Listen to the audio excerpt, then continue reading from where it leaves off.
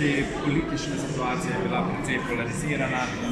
Videli smo veliko protestov pred državnim zborom. Skratka, moram reči, da je bil ta državni zbor postavljen pred veliko izzivov, ampak prepričan sem, da smo jih vse uspešno naslovili in da je danes državni zbor kot institucija pravzaprav še močnejši.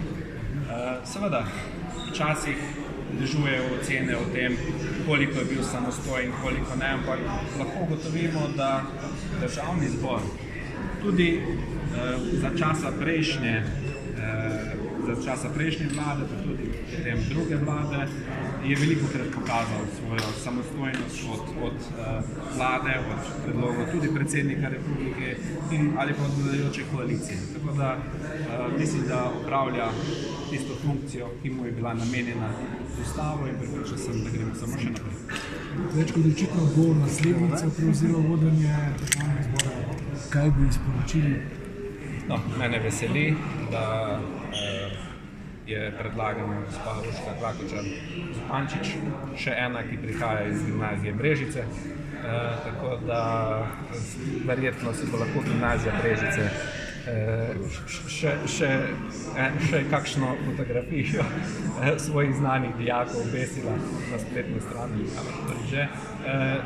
Zdaj lahko izporočim to, da je pač delo dostikrat zahtevno, da je treba ne glede na svojo politično opredeljenost prisluhniti tudi opoziciji, poslušati, kaj pravi, tudi če se včasih zdi odveč in skrbeti za to, da ima tudi opozicija možnost, ki ji ponuja poslovnik, ki ponuja ustava, torej da lahko kaj povedo ali pa spravijo v odločenje, kakšen njihov predlog. Kje pa so glavne pasti zanjo?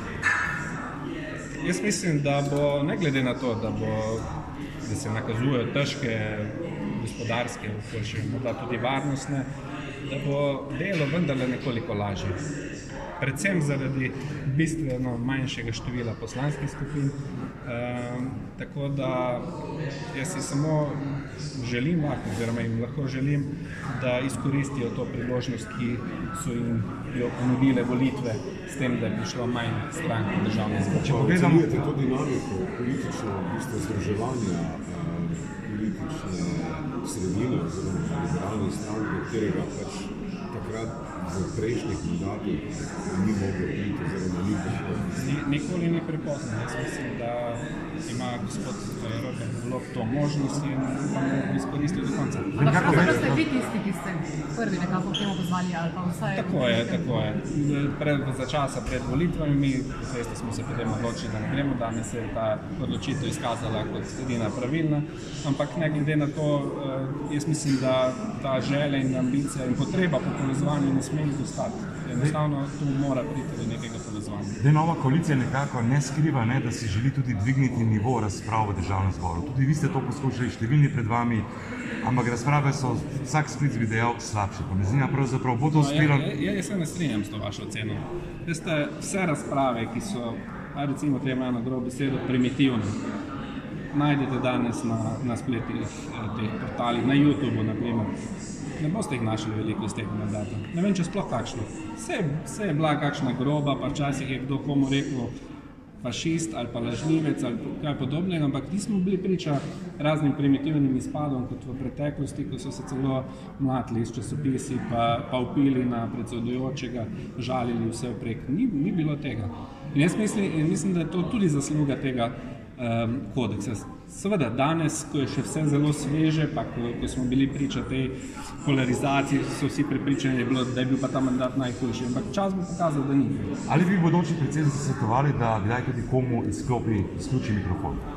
Ona ga bo morala, če bo. Vsi smo ga tudi mi izključili. Včasih je bil morda strani kakega podpredsednika celo prevečkrat izključil. Gospod Zorčič, vaša politična prihodnost, kaj zdaj? Najprej se bo treba odločiti, ali bo sploh politična.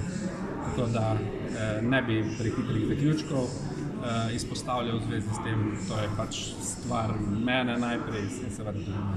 Vam je kot predsedniku za kakšno odločitev žal v tem času, kar ste bili državni zbor? V zvezi s vodenjem državnega zbora prav nobene, morda bi kakšno politično zadevo v okviru svojega strankarskega življenja danes, če bi lahko spremenil, ampak tako to je. Mogoče podporo predsedniku moje nekdanje stranke. Zdaj, logična pot nekako je z mesta predsednika državnega zbora na mesto predsednika države, boste kandidirali na To je zelo preveranjeno, jaz mislim, da je treba počakati in se nikamor zaletavati. A pa lokalne volitve? Glejte, zdaj tako bom rekel, politika me še vedno zanima. Je pa pred mano seveda ena temeljna odločitev, ali bom deloval še v poklicu, ki je mogoče povezan s politiko, ali pa politika zanj ni nikakršen problem, ali se bom pa moral popolnoma distancirati od politike. Tako da to je vse povezano s tem.